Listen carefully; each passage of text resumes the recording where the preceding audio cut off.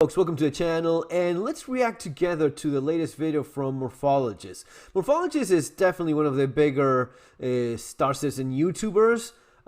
He can be a little bit critical at times, which is refreshing. It's not always just shilling away, so I appreciate that. Let's react to this thing. It seems to be like the first impressions for 4.1. I'm not doing 4.1. I just don't have the patience for this right now, but I do have the patience for 9 minutes of whatever Morphologis has to say. The next patch for Star Citizen 4.1 dropped into the test environment over the weekend, and I had a chance to go in and get a bit of a first impression for you and record some footage to show you what to expect in this upcoming release. And I gotta say, there's a lot of really good stuff in here that's gonna give us a lot of things to sink our teeth into for the time being. They seem to be really delivering on this content idea in 2025, starting from some small things like some new jump tunnel effects to something more significant like an alien mission giver. Okay. Can you see me? Very disappointing.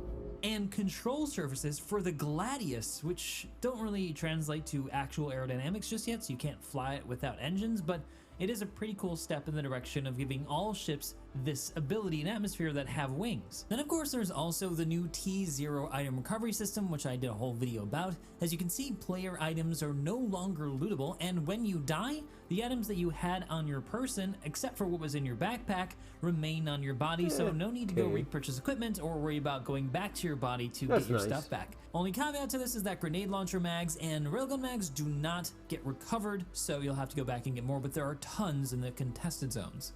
The new alien mission giver also has several locations scattered around the Stanton system to visit, like the one next to Yella, and this is a new space station outpost location where you basically return to do missions for him where you're collecting things, so that mission set wasn't fully in the game or working when I was trying it. You can actually even talk to him when you contact him to land. Can you see me? Very disappointing. But you want Pat? Hold. Yes. Yes. Come on by. Pat is ready. Go, land, please. Now, in lore, the Banu are a bit of a kooky kind of trading race, and they've got a bit of a strange aesthetic, a bit over the top from what we might be used to as humans, so the interior is pretty extravagant in a very Banu way. If you've seen the advertisement stuff they had done for ships in the past, you'll know exactly what I'm talking about, but it's really cool. Sadly, when you go up to the Emporium, it says opening soon in typical CIG fashion, so of course, I glitched through the wall, and now I can show you guys what it looks like on the inside. Though I don't want to get you guys' hopes up, he wasn't in there, but there's a pretty cool menagerie of various artifacts and living creatures up here, with some that seem to be placeholders for creatures we've yet to see in this upcoming release. So there may be yet more content that's not in this 4.1 release that we could expect to see in the full one, and that's pretty typical of CIG. They don't always put everything in the first P2 patch. They leave a little bit as a surprise at the end. But man, I do wish that the Banu dude was actually here so we could talk to in person, but this does for certain mark the first time that we've had an alien race to interact with in Star Citizen, so as far as the history of the game goes, this is a pretty big step. And the first time in 6 years that we've gotten a new mission giver. Yeah guys, it's been that long. Hey Disco. And is that a storm wall I see up there? Yeah, I hope we see those in Orison soon. They've been long overdue. And 4.1 also brings in more of a taste of what they meant by content in 2025. We've got an update to Aberdeen, which now has, you know, big fluffy physicalized clouds, which look amazing. That's content. Holy though. crap, has a hellscape never looked so good. This is the prison planet, by the way, so it's... You know what? It feels like the previous video that I did react to, and I actually complimented Morphologis for being, you know, critical for things that deserve to be criticized. This feels like a phone call was made or an email was sent, and dude, you need to throw us a bone. Look, this is 4.1. 4.1 is awesome, right? Yeah, it's awesome. Yes, so full of content, right? Right? It feels a little bit like that. It feels like a little bit of, yeah, I don't know, just my let me know what you guys think. Are you getting the same feeling? Because I'm getting the feeling of clouds and a room and a hologram in my ship. Okay, and we're Waiting for more. Always 170 plus Celsius, and you just melt if you stay outside too long. But this location alongside Daymar around the Crusader gas giant now have in total 3 new locations with smaller locations within them. So each one has a series of 3 satellites, which is below an orbital mining platform that's part of this kind of unannounced mission set that's similar to what's going on in Pyro with the contested zone, only this is happening in an area where there are comrays, so if you kill players, you get a crime stat. So it's a bit more safe to play here as a more PvE experience, although in my personal experience playing this, once trust breaks down, everything falls apart. And yeah, it's the same like all of the other places. If it's all battle royale, and if you're, why are you doing this in a space game, you know?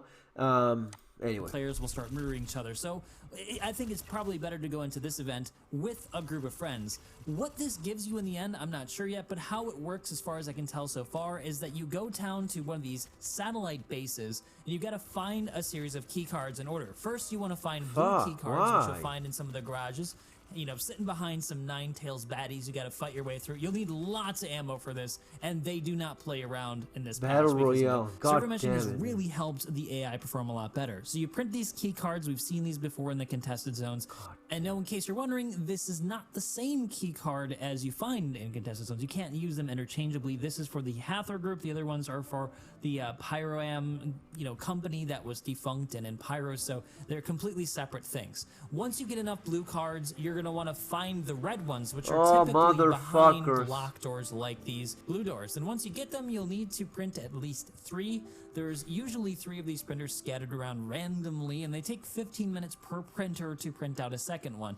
Once you get all 3, you head to the center building. Jesus Christ, it's like we're in a fucking satire.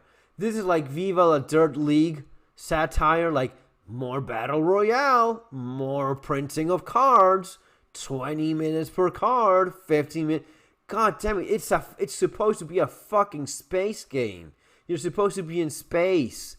You're supposed to be exploring, discovering new places, discovering new planets, new systems, new whatever. But this bullshit of playing FPS PvP in fucking buildings, it's enough already, man. Enough. We have that, all right. We had Jumptown. Jumptown was okay 5 or 6 years ago, whenever it was. Move past it. Start making the damn space game. Where's the space game? Where is it? Where's the space game? All we're getting is more battle royale card printing shit. Where you fight your way through even more baddies and get into the security rooms. There's, again, 3 of them, and inside you'll find some comp boards that look similar again to the ones that were in the contested zones in Pyro. Oh, shit. These are what we use to align that gigantic satellite dish outside. Once you put them into the control console, which is at the entrance of the facility, you'll actually see the gigantic dish move. Wow. It does it very slowly, though, and it is an announcement to anybody in the area that something's happening, so you may find yourself dealing with some pirate players if they happen to be in the area, but if all goes well and you wait long enough, this is sped up 400%, by the way, the dish will finally be aligned with the 3rd card that you get from one of the rooms, and then you repeat the process for the other 2 outlying bases in the area, and at each you collect one of these gigantic batteries. These batteries are... Who has the time for all of this shit? What kind of unemployed fucking loser I mean, it's not you don't have a family. You don't have a job. You don't have anything going that you can do this like 4, 5, 6 hours. This is taking into account that everything works perfectly well. This is taking into account that you have what? An org with a bunch of people. Who the hell does this? Who are they making this game for? For Morphologis and a couple of his buddies? I mean, I don't know, I'm not trying to be an asshole here, but if you have anything going on, who has the time for this? Even fucking Morphologis admits himself that he didn't have the time for completing the previous thing. Now, all of a sudden, he's okay with this? The same guy that in the previous video admitted, dude, I don't have the time for this crap. Now you do have it. Okay.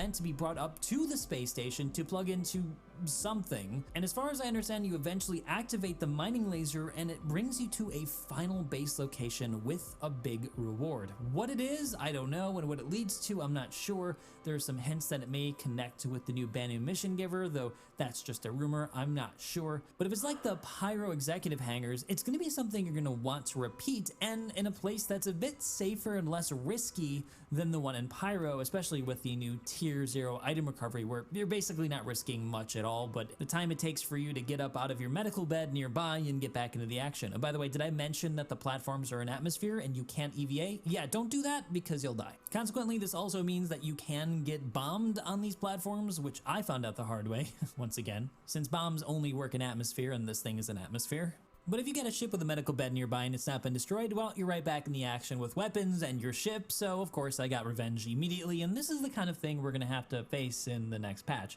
There's gonna be some good in this and some bad in this. We'll just have to see how it plays out and how CIG balances it until we get the T1 and T2 item recovery that they talked about. But overall, guys, I'm really excited about what this promises for the coming year. I was really hoping that content meant like fun, engaging loops to participate in, and that's exactly the kind of thing we're getting. And an alien mission giver definitely goes beyond what I expected. I thought we would have to wait years yet for that. So it's super cool to see that coming in the game now. And it is a face in a little screen in your ship. It's the kind of thing you had in Dune 2 in 1998. I don't know, man. I mean, am I crazy? Let me know in the comments what you think about this. Very much suspect that this new mission giver is going to connect somehow to the new sandworm, the Valikar, or Shai Hulud, the maker from Dune. Yeah, they're finally bringing it into Star Citizen. They showed it off as a working concept at CitizenCon, and I think this is how we're going to be introduced to it, because the Banu alien dude is a collector, and I'm guessing if we're going to get this before crafting, the one reason we'd want to go to it is to collect something from it for the Banu dude to make some money or something. So I'm looking forward to seeing. Now he's gone space tomato, like making up shit about hopeful wish. Yeah, it's wishful thinking now that he's engaging in, like making shit up based on what he would like to one day maybe see. Nothing with any attachments to reality whatsoever. Okay, man. All right. How this all plays out. But what do you guys think? Are you excited for 4.1? I'm going to be doing a more like traditional whole all-encompassing release video when this 4.1 release comes out to show you guys all of the features and content that they put out. But for now, I wanted to show you guys this preview because I just couldn't wait. It's such a cool patch. But what do you... He's throwing in something that's not even in the patch. He's throwing in all of the warm stuff that is not in the patch. He's just editing stuff from the CitizenCon that... yeah, good luck with that. All right, I'm done. Guys, that is a little bit sad, but anyway. See you later. Take care.